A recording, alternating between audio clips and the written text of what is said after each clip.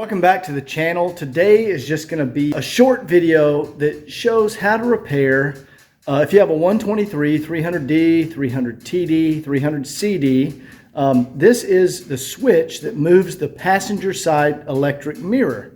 And often these aren't working, or it might go one direction and not the other direction. And today I'm just going to show you how to repair one of these switches. Yeah, see how this one kind of goes to the right and just kind of gets stuck there up?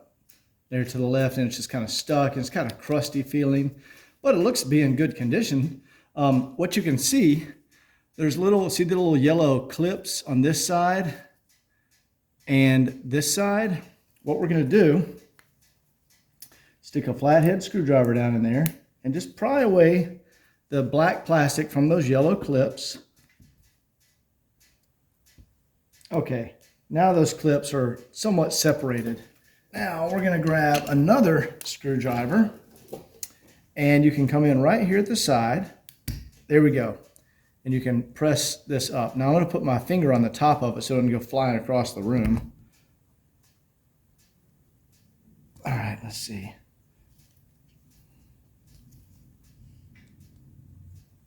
There we go. All right, cool. The top is now loose.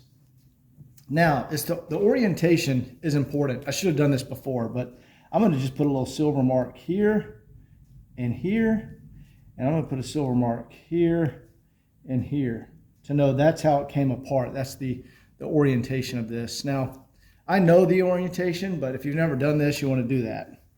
Now, what you do, you just pull this straight off. Okay, there we go. Now, inside, we see some strange stuff. We see what looks like little copper barbells. All right, let me show you. And then in the middle, there's like a little plastic. There you go. It's like a spring-loaded pin. Now, let me show you how this works. We're going to go ahead and dump all this out. Now, if you notice, there were only 3 copper barbells, left, top, and right. There was not one on the bottom, right? And remember, when we took this off, I marked it, and you'll notice here on the bottom, this is your location pin when you're plugging in the plug. So the location pin, I'm going to call it the bottom. When you pull it off, there is no copper barbell. I'll just call it the copper barbells. There's not one on the bottom. It's just the left, right, and top. So if you get confused about orientation, how it's oriented, just remember that. Barbell does not go where this locating pin is. All right, let's dump all this stuff out. All right, and we'll pull out this center pin, and there's one more spring there. Get that spring out. Oh, let's see if I can get that spring to come out of there. Oh, there it goes. Okay. So, guys, there's what we have in here. So it looks like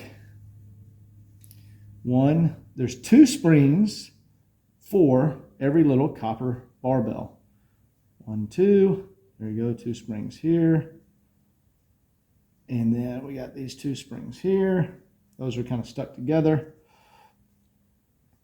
And we have that little plastic centerpiece. Sorry, this stuff is from another one I was working on, so we're focused right here. Then we have this plastic centerpiece here and a spring that goes with it. And then we have this weird contraption here. Now, inside, there's our switch. See, it just moves around in there. Now, first thing you want to do is just blow some of this out with some compressed air. And we're also going to use a little Deox and spray down in there. So we'll go ahead and do that off camera there. And then we're going to blow that out with compressed air to get any debris out of there. Okay, that's been cleaned out off camera. See, it moves around fine. No debris down in there. For example, look how dirty this one is. See all that gunk and debris down in there? Okay, so the next thing we want to look at is the back of this is our connection, our pins. Okay. So this one looks really good, but see all these copper, there you go, copper circuit boards. Here's another one right here. That one has little more corrosion. But all we're going to do, spray some Deox on here. There you go. That's what this stuff is, guys. Deoxit. And then we're just going to wipe this off. Just clean it up real good. Okay. That one looks really good. That's really clean. Clean out the sides here. Sides don't really matter as much, but I'm just going to get it dry. Okay, so let me show you how this works. Now, before I start to reassemble, you can get this stuff at like a Hobby Lobby, just a cheap, like multiple little brush kit. But these little fan brushes, they fit down in here like that, perfect. And you can just go ahead, clean around there, just to make sure there's no gunk down underneath there that would prevent it from turning. This piece right here, see all these little, they're dumbbell shaped little cutouts. In each of those cutouts, you put 2 springs and a dumbbell. Now, this just slides back over the top of that guy, right? There we go. It just sits right like that. You can see it moves freely in here. Now, in the center, we have 1 spring right here. Now, you can clean these springs up if you want with some Deoxit. These are already clean. We have the center one, and then we have this little peg. Now, you notice on one end of the peg, it's smaller. Whoops, I just dropped it there. So that's the part that sticks out. And we're just going to put the bottom of it in there. There you go. You can press it up and down. The spring's underneath it. Now, each of these little springs, you can see we got 6 little springs. Now remember, we're not going to put the springs, let's see, this is how our lid goes back on, right like this, all right, because we marked it. So we're not going to put a spring here behind this locating peg, all right? So we're going to do the springs all around the edges. And let's just get these small little pliers here, our needle nose, and we're going to drop springs down in every one of those slots.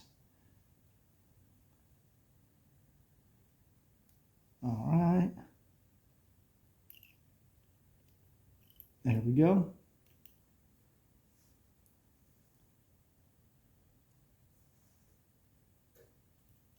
There we go. Now, all these springs and the little copper dumbbells in this switch were very clean. So I'm guessing there was just some debris in there that was causing it to stick. All right, now what we want to do is place. Now, these copper dumbbells, they're clean. See, there's no corrosion. There we go. No corrosion or anything on them. Here's an example of like a dirty one. See, that one's like black and dirty. You'd want to clean that up and get it back to the nice copper color. Because these are your, these close the circuit. These roll across the back of the circuit board here and see the contacts. They'll make contact right there, or let's see, right over there. They'll make contact, close the circuit, and cause the mirror motor to activate. We're just going to set these. All right, we got one there. And if you drop them in there, you just have to flip it over and let them come back out. That's often what happens on these. One of these dumbbells will like fall down in the side of the switch. Okay, there we go. See if you guys can see this. See, we've got all those little dumbbells sitting on top of the springs. Now, what you want to do, set it down on the table and see if I move it left or right. See how that whole contraption moves left or right in there? That's because I'm moving the switch on the table. So you want to get that perfectly dead center. Okay, right about there. And then we want to snap our cap back on, because this little pin in the middle here goes right in the middle of our cap, and that's what that causes a little resistance on the switch and makes it spring back to the middle. All right, so we're going to set this right here and push straight down. Boom. So now when I'm done, I always just put a little check mark on the side, knowing that I rebuilt this one, I can use it later. Okay guys, here is how our switch works now. See that? Very smooth. And you can put this back in the car and your side mirror will now work. Okay, thanks for watching. Hopefully that was helpful to some of you guys, because I know this switch doesn't work in a lot of cars. So you can fix it yourself. Just take your time and don't get in a rush. Don't force anything to break something. And you can fix this yourself at home. Anyway, thanks for watching. See you next time.